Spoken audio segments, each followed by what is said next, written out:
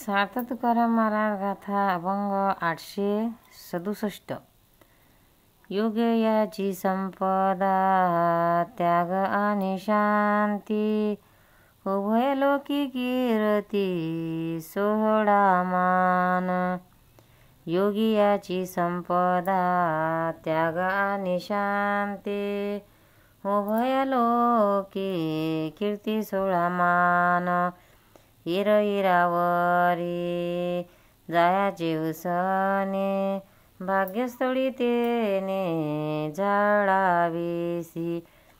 इरावरी जायाचे उसने, भाग्यस्थळी तेने झाडावेसी। केलिया फावला ठाईचा तोला हो, तृष्णेचा तो काहो काहवितो।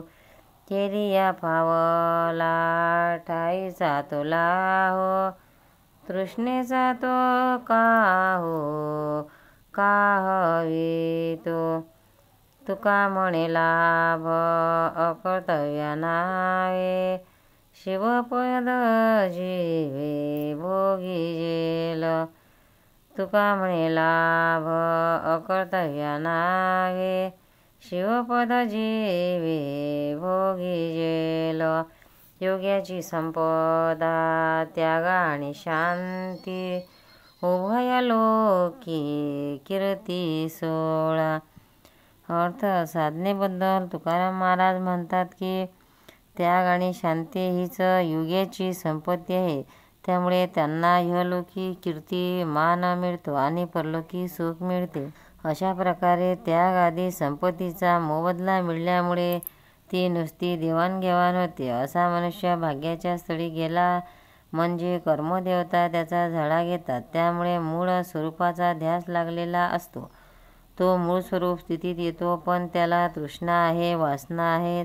तो त्या योगाने कष्टी होतो। मला अमुक केलेच पाहिजे, तमुकच माझे कर्तव्यच आहे असे त्याला वाटण्याचे होते। तो निष्कर्म अवस्थेत जातो आणि त्याला शिवपदाच्या भोगाचा लाभ मिळतो। सार्थ तुकाराम महाराज गाथा अभंग 868।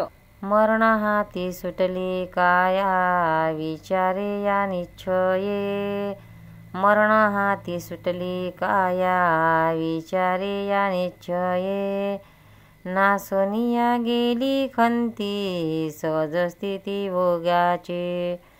नासोनिया गेली खंती सहज स्थिती भोग्याचे, न देखैसे झाले श्रम आलेवर महात आहे। देखैसे झाले श्रम आलेवर महात आहे, तुका म्हणे कैची किव कोठे जीव निराळा।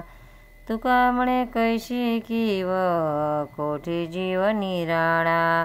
मरण हाती सुटली काया विचारे या निश्चये।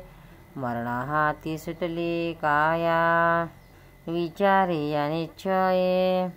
अर्थ महाराज या अभंगात मोक्षपदाबद्दल म्हणतात की मी तिन्ही देहापेक्षा भिन्न सच्चिदानंद आहे अशा निश्चयाने ही काया मृत्यूपासून सुटली। सर्व तळमळ नष्ट झाली, खंत वाटतच नाही असे झाले। त्यामुळे सहज स्थितीचा भोग होत। हे वर्म हाती आले त्यामुळे दुःखाचे दर्शन होत नाही। आता देवाजवळ करुणा भागण्यास नको, कारण जीव आता निराळा कोठे राहिला। पंढरीनाथ भगवान की जय, तुकाराम महाराज की जय।